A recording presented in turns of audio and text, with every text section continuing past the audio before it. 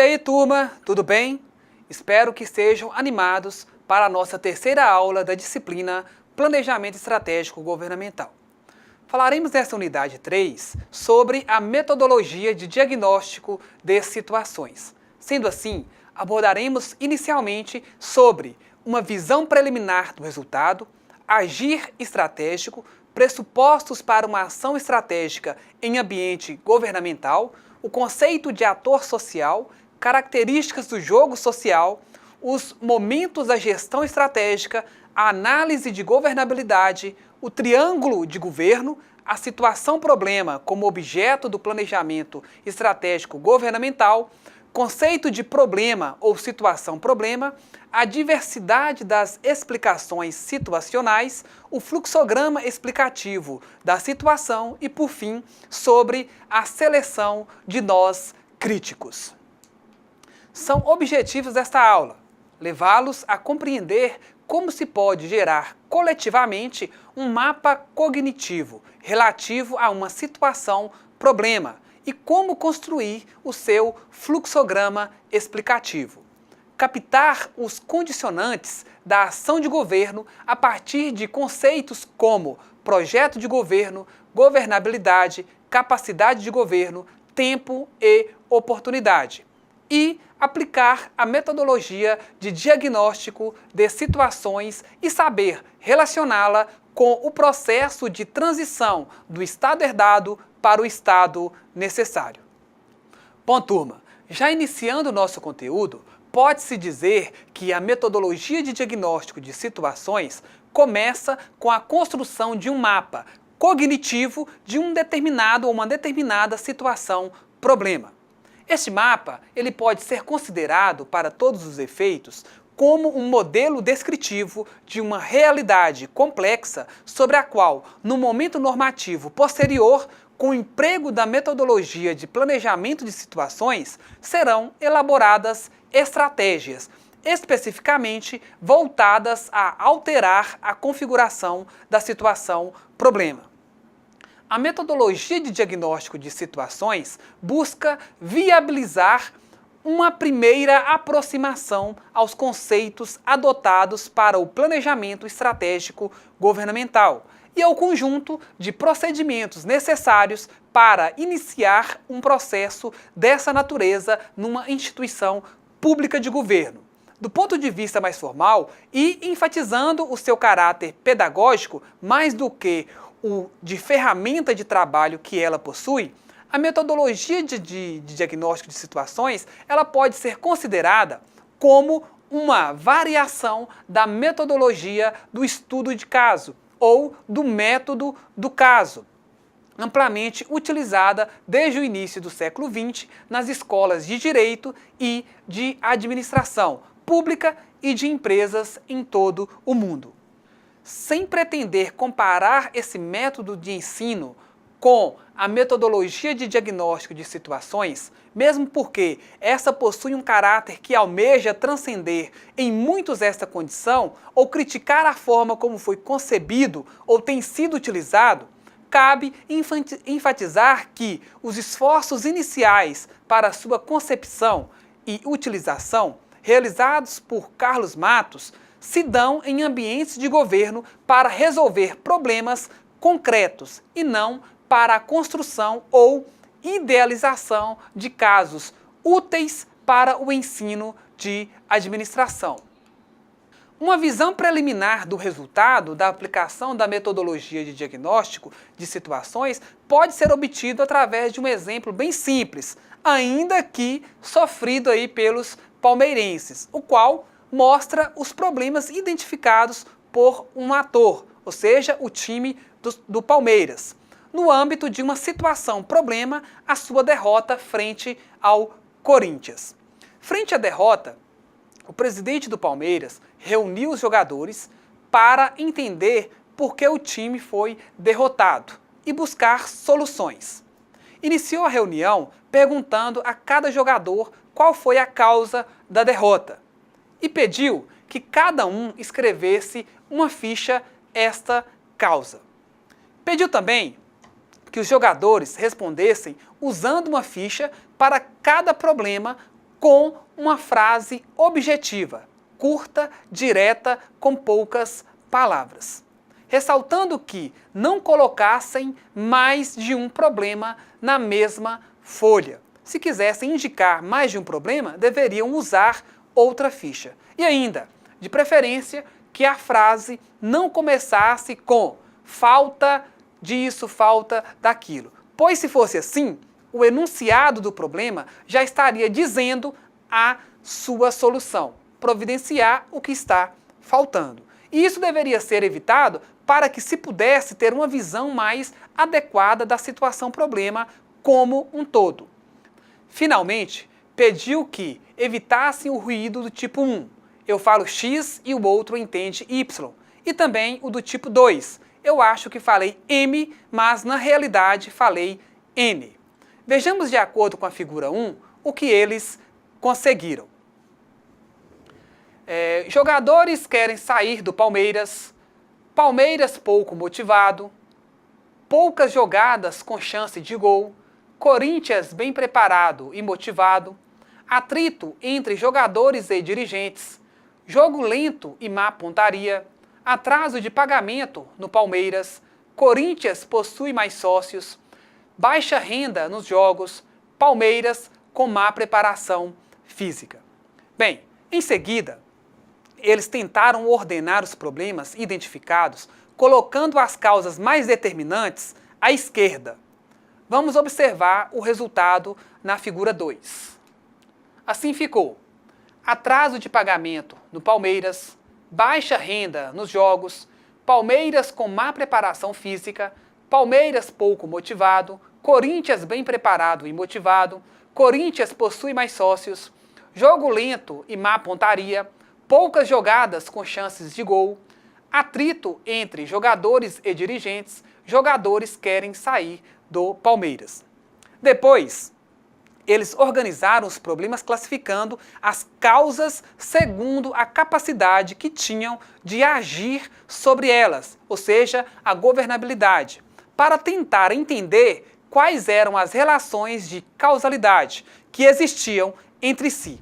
E chegaram ao que, na terminologia da metodologia de diagnóstico de situações, conhecemos por fluxograma explicativo da situação-problema, ou o que de forma mais genérica conhecemos por um mapa cognitivo de como os jogadores do Palmeiras explicam a sua derrota ou ainda, utilizando o jargão da análise de sistemas, um modelo de sistema complexo, a derrota.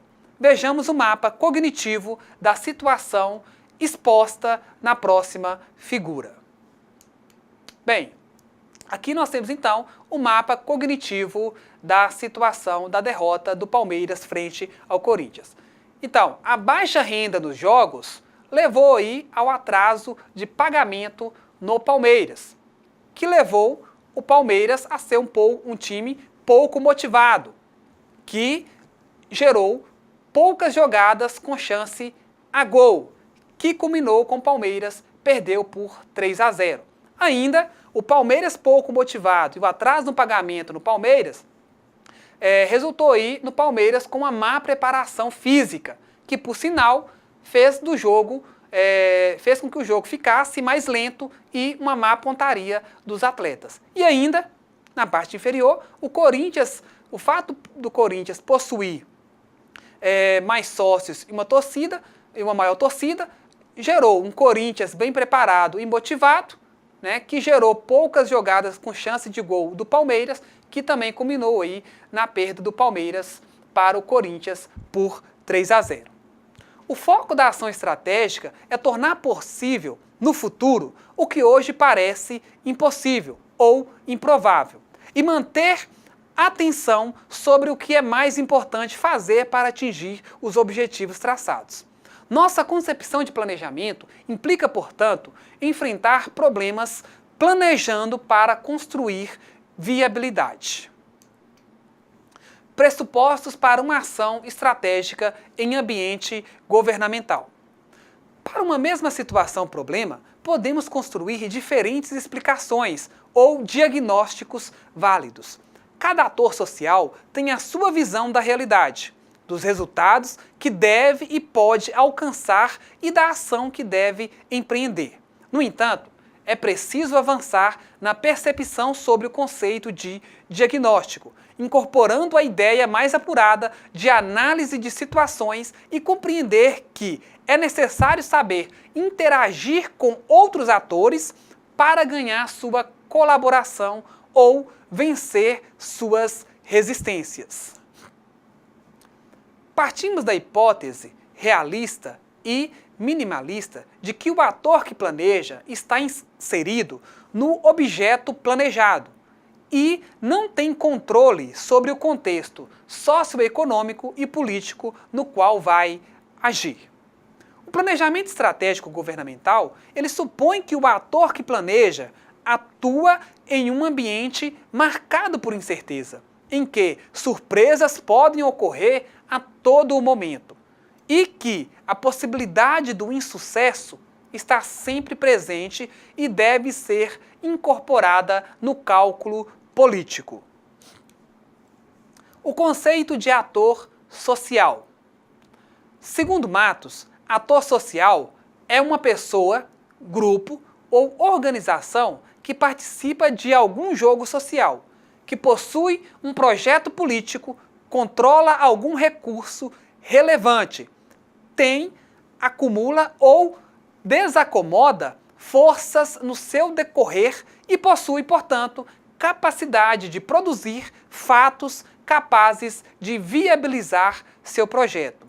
Todo ator social, com projeto e capacidade de produzir fatos no jogo, é capaz de fazer pressão para alcançar seus objetivos, podendo acumular força, gerando e mudando estratégias para converter-se num certo criativo ou num centro criativo de acumulação de poder. O diagnóstico inicial de problemas que conformam uma situação-problema a ser enfrentado aí por um ator, ele pode ser visto como o resultado do jogo realizado por um conjunto de atores num momento anterior. As características do jogo social. É possível caracterizar o agir social como um jogo que pode ser de natureza cooperativa ou conflitiva.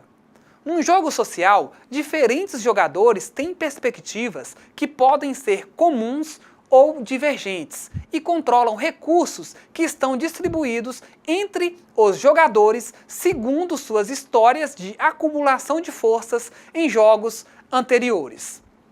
Um conjunto de jogos sociais conforma um contexto que pode ser entendido como um sistema social. Mas, diferentemente de jogos esportivos, por exemplo, no jogo social ou no jogo político, que tipicamente ocorre nas atividades de planejamento estratégico governamental, as regras do jogo podem alterar-se em função de jogadas e de acumulações dos jogadores. Os momentos da gestão estratégica. A gestão estratégica, ela pode ser entendida como uma composição de 4 momentos principais. E segundo Matos, momento é uma instância repetitiva, pela qual passa um processo encadeado e contínuo, que não tem princípio nem fim. O conceito não tem uma característica meramente cronológica e indica instância, ocasião, circunstância ou conjuntura pela qual passa um processo contínuo ou em cadeia sem começo nem fim bem definidos. Adotamos aqui a nomenclatura momento conforme proposta por Matos, como crítica à concepção de planejamento convencional, como composto por uma conjuntura de etapas ou de fases separadas e estanques. Os momentos indicados no diagrama e as atividades que implicam podem ser caracterizados em diagnóstico, explicar a realidade sobre a qual se quer atuar e mudar, foi, é e tende a ser. 2. Formulação, que é expressar a situação futura desejada ou o plano, o que deve ser. 3. A estratégia, que é verificar a viabilidade do projeto formulado e conceber a forma de executá-lo. É possível? Como fazer? E 4. A operação, agir sobre a realidade, fazer, implementar, monitorar e avaliar. O conceito de governabilidade, ele pode ser entendido através de uma ferramenta simples e muito útil para a análise de viabilidade política e projetos e de ações de governo, que é o triângulo de governo. Esse modelo é formado por 3 variáveis interdependentes e cada uma dessas variáveis se encontra em um dos vértices do triângulo. Correndo o risco da simplicidade excessiva, podemos dizer que governar é controlar de forma adequada essas 3 variáveis. O triângulo de governo, que expressa o balanço entre elas, pode ser esquematicamente concebido como a área da figura. Bem, então esse triângulo da governabilidade ele é composto por 3 variáveis. Logo abaixo, no vértice esquerdo, nós temos o apoio político. No vértice direito, a capacidade de governo. E na parte superior, o projeto de governo. Então, para manter a governabilidade, é preciso um equilíbrio, um balanço favorável entre essas 3 variáveis. Um grupo político que pretende governar formula um projeto de governo, que pode ser entendido como o conjunto dos objetivos que ele possui e que expressam os desejos da parte da população que o elegeu, conferindo assim apoio político ao governo eleito. É intuitiva a ideia de que o apoio político em qualquer mandato de um governo eleito começa alto e tende a diminuir, assim como a de que um projeto de governo que não pretende mudar a situação previamente existente, um projeto meramente administrativo, não irá requerer uma alta governabilidade, pois não existirão muitos obstáculos à sua ação. Ao contrário, um projeto de governo transformador, que expressa uma grande ambição do ator social de mudar a situação previamente existente, exigirá alta governabilidade. Então, o grau de governabilidade que um ator social precisa para governar é inversamente proporcional ao projeto de governo, entendido este como a ambição de mudar a situação previamente existente. O sistema em que está inserido o projeto de governo não é passivo. As resistências e os apoios indicam uma relação de forças que expressam a maior ou a menor sustentação política do que o ator social que governa possui para implementar seu projeto político. Esse apoio político que a sociedade confere ao governante e ao seu plano de governo pode ser entendido também como a força que o ator possui para fazer acontecer. Está representado no vértice esquerdo do triângulo. É também intuitiva a ideia de que a governabilidade é diretamente proporcional ao apoio político com que conta o ator social. A equipe dirigente deve analisar para cada projeto ou proposta de governo qual é o efetivo apoio, rejeição, desinteresse dos atores políticos.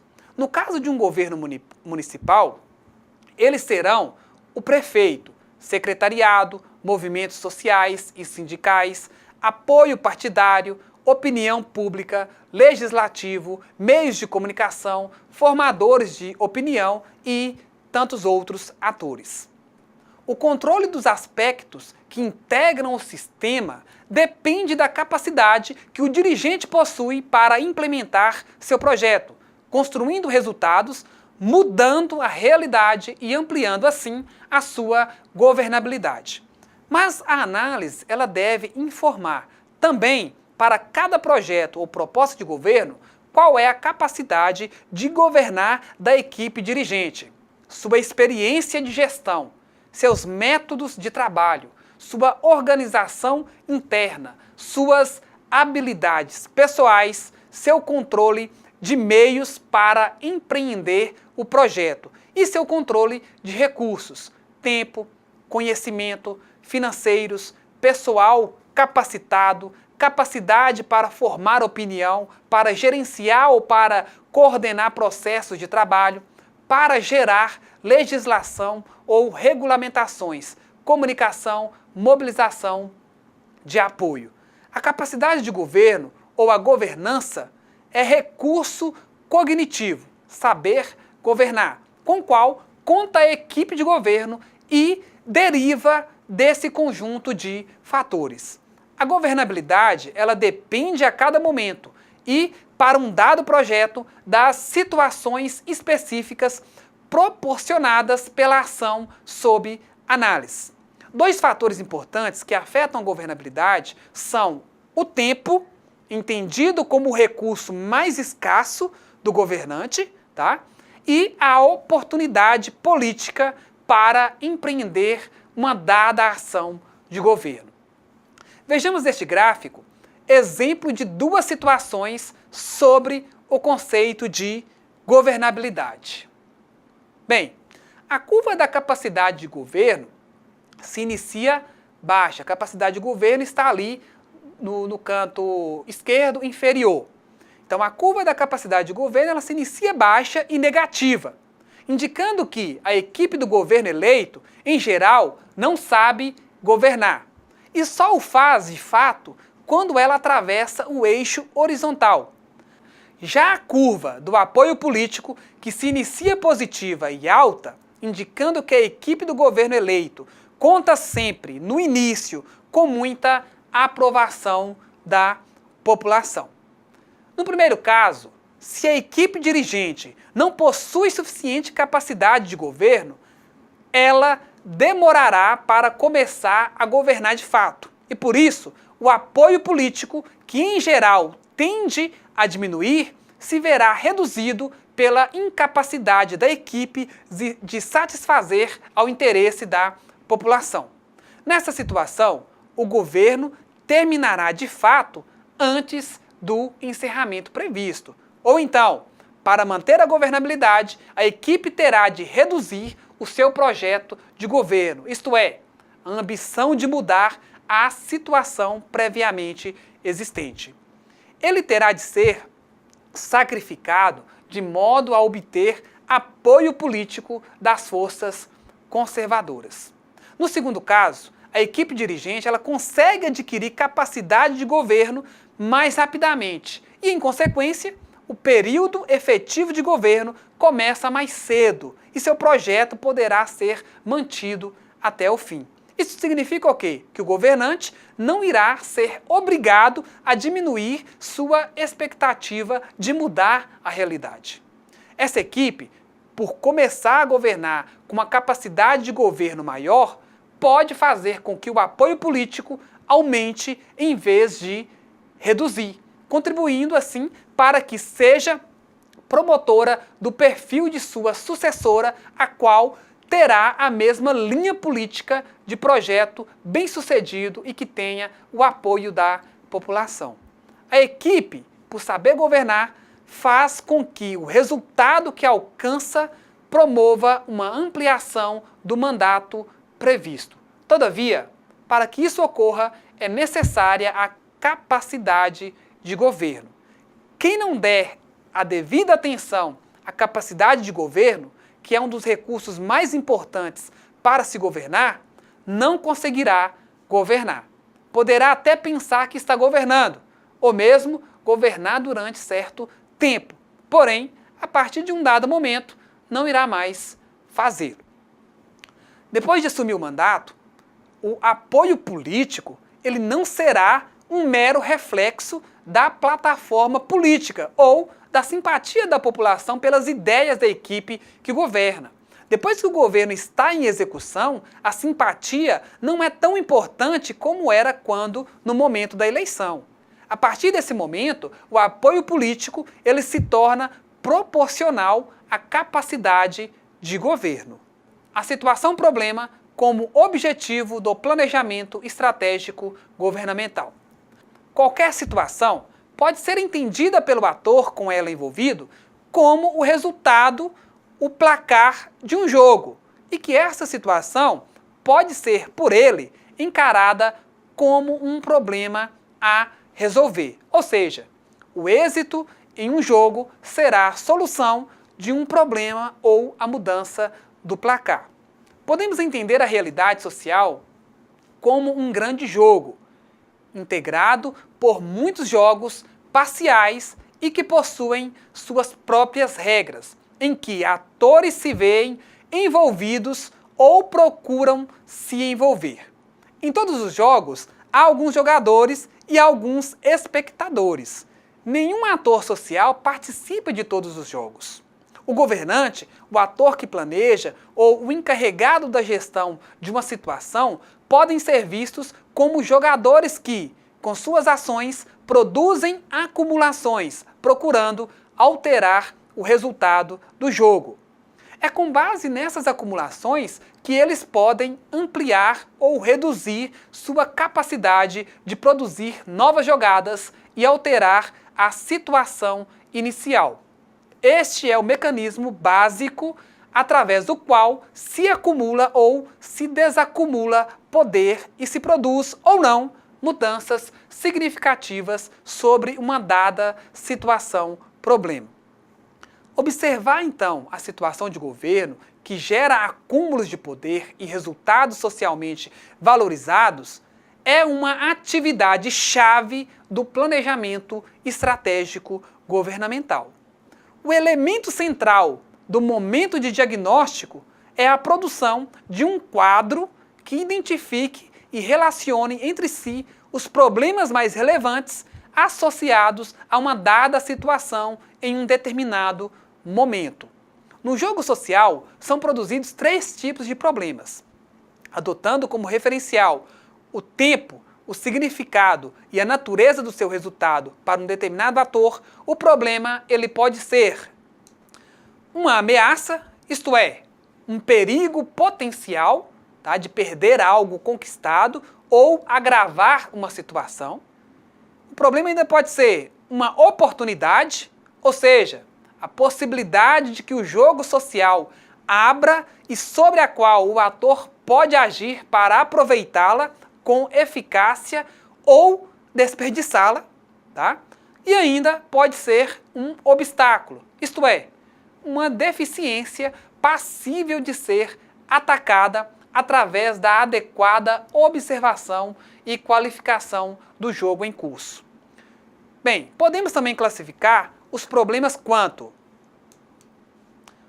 ao tempo, tá? Fazendo referência se estes são atuais ou potenciais, a governabilidade, no que se refere ao controle podendo ser total, baixo e fora de controle, a abrangência, fazendo menção se este é no âmbito nacional, local, específico, estadual ou municipal, e a estruturação, já que os problemas podem ser estruturados ou quase estruturados.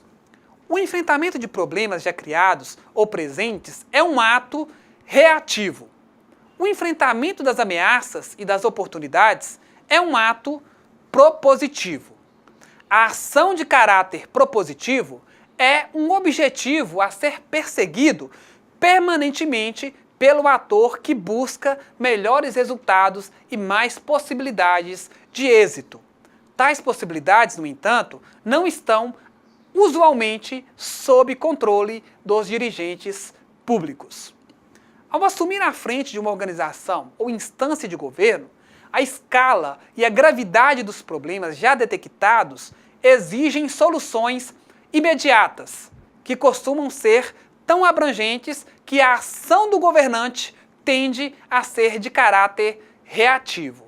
Simultaneamente, entretanto, é necessário vislumbrar as novas ameaças e oportunidades, procurando evitar o agravamento da situação, ação aí de caráter propositivo. Um problema, ele só existe quando uma situação adversa se torna foco de interesse de um ator social. Isso ocorre devido ao mal-estar claramente percebido que produz o resultado de algum jogo em que ele está envolvido, ou, em menor medida, a identificação de que o jogo contém oportunidades cujo resultado pode beneficiá-lo. A formulação correta de um problema é condição essencial para seu equacionamento. Um problema mal formulado pode levar a uma visão distorcida da situação e a tomada de decisões equivocadas que podem debilitar o ator.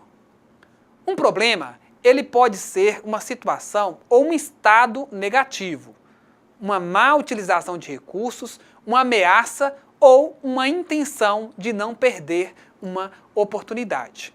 É necessário identificar e precisar problemas atuais ou realmente potenciais e evitar exercícios de futurologia e de imaginação dispersiva.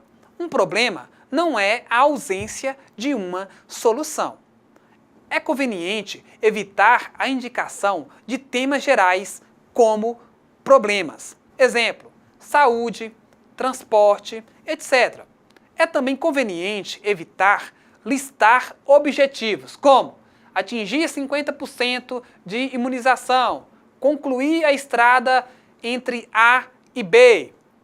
Partimos do princípio de que a ação de um governo ela pode ser pior, mas nunca superior à seleção de problemas efetuada pelo dirigente e sua equipe. Os critérios de seleção enunciados não devem ser aplicados problemas por problema, mas sim na avaliação do conjunto de problemas selecionados. Convém verificarmos a seleção do conjunto de problemas, respondendo às seguintes perguntas. Qual é o valor político dos problemas selecionados versus o valor dos problemas postergados? Há concentração ou dispersão de esforços para enfrentá-los? Qual é a proporção de problemas que exigem continuidade frente aos que exigem inovação? Qual é a proporção de problemas cujos resultados irão amadurecer dentro do período de gestão ou mandato? Qual é o balanço entre os recursos necessários para o enfrentamento dos problemas selecionados em relação aos recursos disponíveis? Alguns dos problemas selecionados podem dissolver-se num problema maior que o compreende? Assim, um problema ele deve ser descrito por intermédio de fatos verificáveis, através dos quais ele se manifesta como tal em relação ao ator que o declara. Esses fatos devem ter sua existência amplamente aceita para que possam ser validados. A descrição de um problema é relativa ao ator que o declara. O resultado de um jogo ele pode ser um problema para um ator, uma ameaça para um segundo, um êxito para um terceiro e uma oportunidade para um quarto. A descrição de um problema deve precisar seu significado e torná-lo verificável mediante os fatos que o evidenciam. O conceito de diagnóstico aqui adotado está referido à forma como os atores participantes de um jogo social observam e, portanto, explicam a realidade em que estão inseridos. Toda explicação pressupõe reflexão. É ela que permite ao ator perceber possibilidades para transformar ou para manter uma dada situação. Para explicar um problema, é necessário fazer uma distinção entre as causas, o problema se deve à descrição, o problema se verifica através de, e consequências, o problema produz um impacto em. Assim, nós podemos afirmar que explicar uma situação ou um problema consiste em construirmos um modelo explicativo de sua geração e de suas tendências. Logo, é necessário precisar as causas, diferenciando-as e indicando se são fluxos, ou seja, jogadas, acumulações, capacidades ou incapacidades, ou se são regras. Uma mesma realidade, ela pode dar margem a diversas explicações. A carga de subjetividade que anima o diagnóstico de situações implica em distintas respostas para uma mesma pergunta. Perguntas sobre uma mesma situação. As perguntas relevantes são distintas para os distintos jogadores e seleção do foco de atenção sobre a realidade. Logo, para explicarmos uma realidade, precisamos distinguir suas explicações. Para explicar uma situação que me afeta, preciso compreender a explicação do outro, incluindo o que ele pensa sobre minha explicação. Quanto maior for a nossa capacidade de entender a explicação do outro, maior será a probabilidade de êxito de nossas jogadas, além de ser mais potente a nossa ação. O fluxograma explicativo da situação. A visualização gráfica do resultado da aplicação da metodologia de diagnóstico de situações é a mesma proposta por Matos, para aí o seu fluxograma explicativo situacional. O fluxograma é um mapa cognitivo que busca sintetizar a discussão realizada por uma equipe sobre uma determinada situação-problema.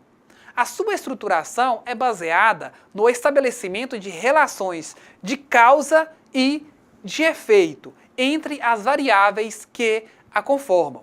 Considere, por exemplo, um fluxograma situacional como o apresentado no início desta unidade, referente aí à derrota do Palmeiras. Este modelo específico permitiu-nos uma rápida interação entre a equipe que realiza o trabalho de análise de problemas e o formador de decisões que a solicitou. Ele mostra, num golpe de vista, as características da situação-problema. O planejamento estratégico governamental exige o compromisso de atuar sobre problemas e situações como algo preciso e operacional.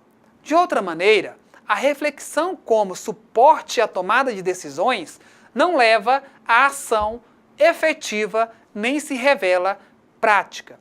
Um fluxograma bem elaborado deve, pelo menos, atender às seguintes perguntas.